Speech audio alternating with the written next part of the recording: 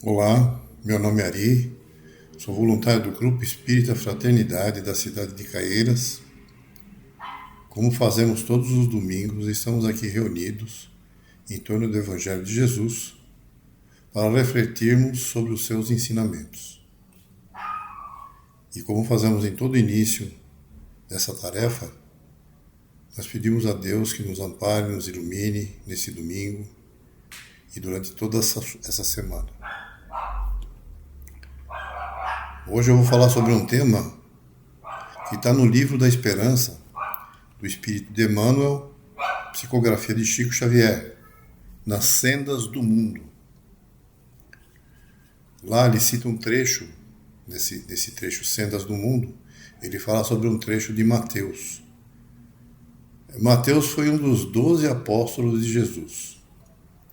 E ele é tradicionalmente considerado o autor do primeiro evangelho do Novo Testamento. Antes de ser chamado por Jesus, Mateus trabalhava como publicano.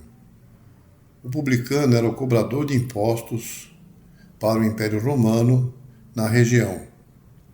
E era uma profissão odiada, era mal vista pela sociedade judaica. E Jesus gostava justamente de provocar, a hipocrisia daquelas pessoas em relação aos seus conterrâneos. E Mateus, então, era um dos 12 apóstolos, e por ter a facilidade na escrita, ele escreveu esse primeiro evangelho. Ele e João, eles conviveram diretamente com Jesus. Os outros apóstolos, os outros evangelistas, Marcos, foi discípulo de Pedro, e Lucas foi discípulo de Paulo. Então eles tiveram uma visão contada por eles sobre Jesus.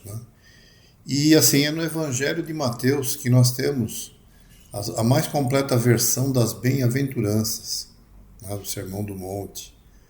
É no Evangelho de Mateus que a gente tem a oração do Pai Nosso. É lá que fala sobre a regra de ouro do comportamento humano, de não fazer ao próximo o que não queres que ele faça. E ali estão as profundas diretrizes sobre a vida espiritual ditadas por Jesus. O Sermão da Montanha e as Bem-aventuranças, que cita Mateus, é visto pelo islamismo como um registro do ensinamento e sabedoria inspiradas por Deus a Jesus, porque eles incluem dentro daquele sermão, daquele relato, a misericórdia e o perdão, a justiça e a caridade, a pureza do coração e o pacifismo, comuns também no Alcorão. O Sermão do Monte, da montanha e as bem-aventuranças, foi considerado ensinamento essencial para a humanidade por Mahatma Gandhi, que ele afirmou ser o Sermão da Montanha o manual supremo da não-violência e a essência da conduta ética. Ele disse ainda que se todos os livros sagrados da humanidade fossem perdidos, bastaria salvar esse sermão para que nada se perdesse. Então, lá no trecho do Sermão da Montanha, tem um trecho das boas obras. Está lá em Mateus capítulo 6, de 19 a 21. E lá consta os tesouros do céu. No 19 ele diz, não queirais entesourar para vós tesouros na terra, onde a ferrugem e a traça os consome, e onde os ladrões os desenterram e roubam. Mas entesourai para vós tesouros no céu, onde não os consome a ferrugem nem a traça, e onde os ladrões não o desenterram nem roubam. Porque onde está o teu tesouro, aí também estará o teu coração. E é sobre essa passagem que a gente vai ter essa reflexão do tema Nas Sendas do Mundo. Nele, Emmanuel explica que Deus está sempre auxiliando. E ele permite que nós possuamos bens materiais e acumulemos riqueza. de forma que a gente possa proporcionar com isso o auxílio também a outras pessoas. Ele especifica que nós é que nos iludimos e supomos que a gente vai deter essas riquezas e desfrutar para sempre, acreditando que nós somos escolhidos de Deus e que ela, a riqueza, nos torna mais belos, mais fortes e melhores que os outros. Porém, e sempre existe um porém, um dia, nas fronteiras da morte, nós vamos ser despojados de todas as posses exteriores. E nada, absolutamente nada fica, senão as migalhas do amor que houvermos distribuído ao próximo, creditadas em nosso nome pela alegria. E ainda que mesmo que seja transitória e momentânea das pessoas, daqueles que nos fizeram favor e a bondade de recebê-las. Ele fala também que na maioria das vezes a gente amontoa títulos de poder e prestígio, a gente fica exibindo as vantagens que o peso e a influência deles nos trazem. Aí ele fala novamente que um dia, porém, nas fronteiras da morte, não são retiradas todas as prioridades e preferências que julgávamos deter eternamente.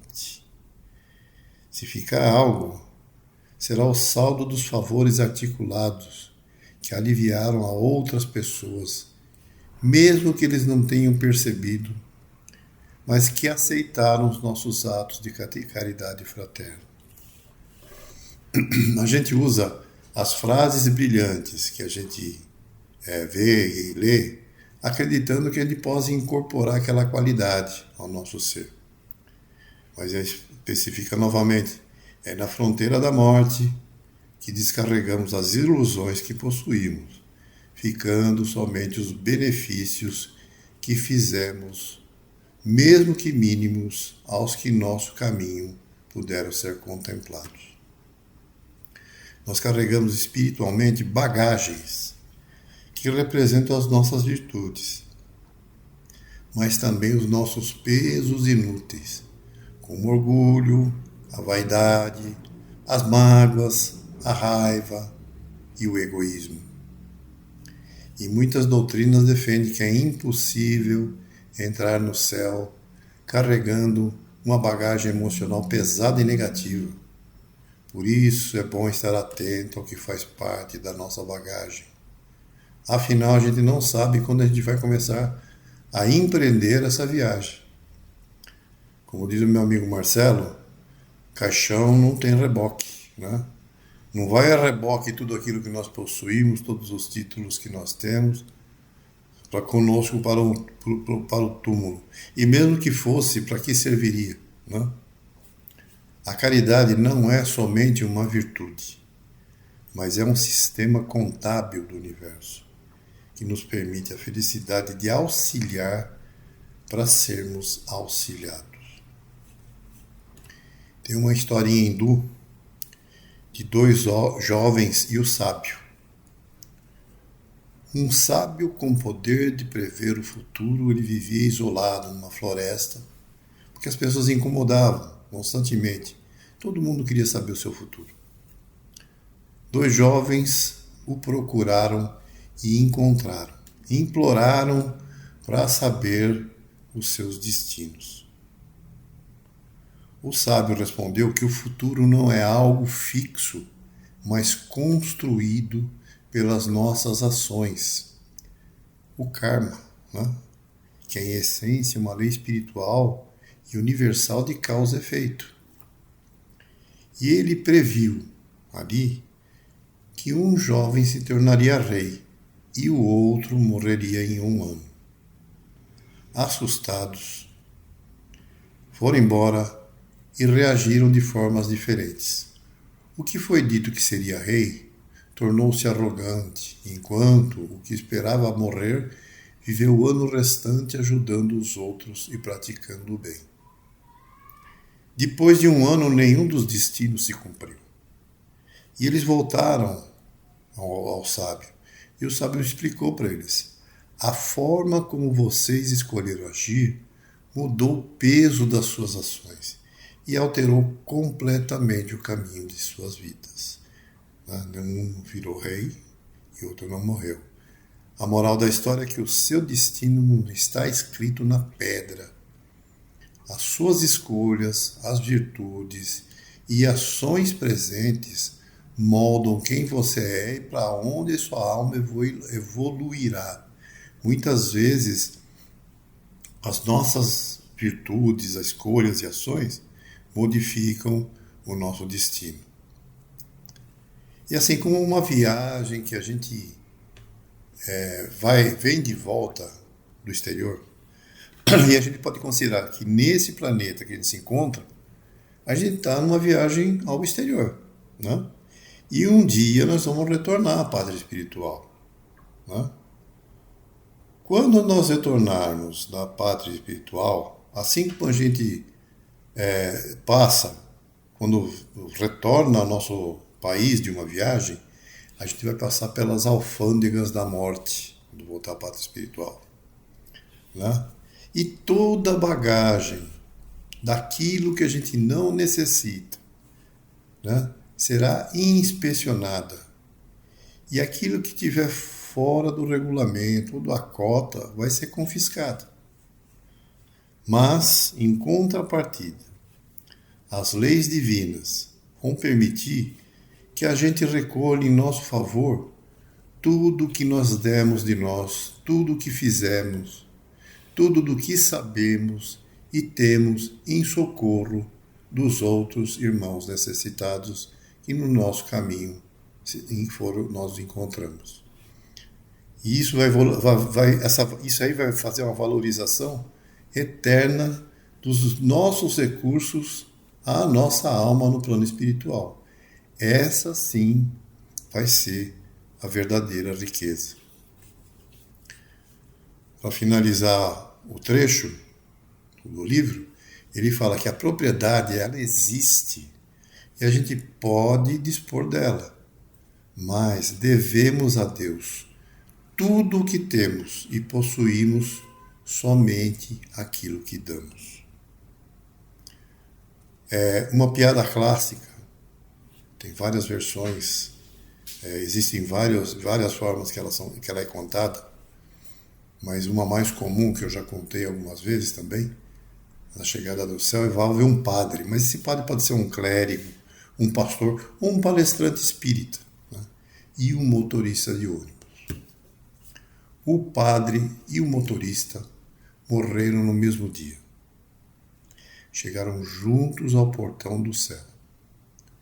São Pedro chegou e, recebendo-os, disse ao motorista: parabéns! Você ganhou uma mansão maravilhosa com piscina e vista para o mar. O padre achou aquilo estranho, mas ficou calmo, afinal, se aquela recompensa do motorista dele seria ainda melhor. Em seguida, Pedro entregou a chave de uma kitnet simples na periferia do céu para o padre, que indignado perguntou: mas São Pedro, como pode? Eu dediquei a minha vida inteira à igreja. Fiz votos de pobreza, rezei todos os dias. E ele, que era apenas um motorista de ônibus, ganha uma mansão. Pedro olhou para ele e respondeu com toda a calma: é simples, meu filho. Nos seus sermões, todo mundo dormia. Já quando ele dirigia o ônibus, todo mundo rezava. E ele mereceu um lugar melhor, é claro.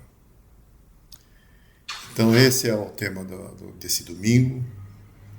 Eu agradeço a visualização que vocês deram ao nosso grupo. Sigam-nos nas redes sociais.